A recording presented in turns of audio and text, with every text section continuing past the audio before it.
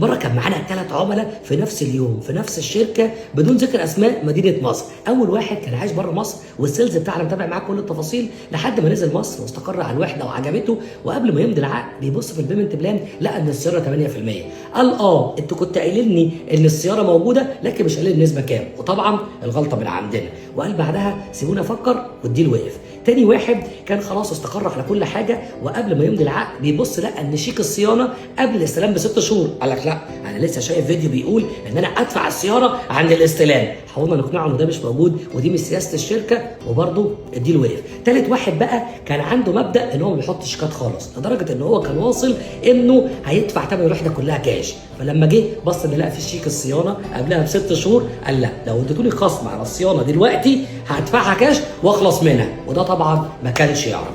3 ديلات باظوا في نفس اليوم بسبب مشكله الصيانه.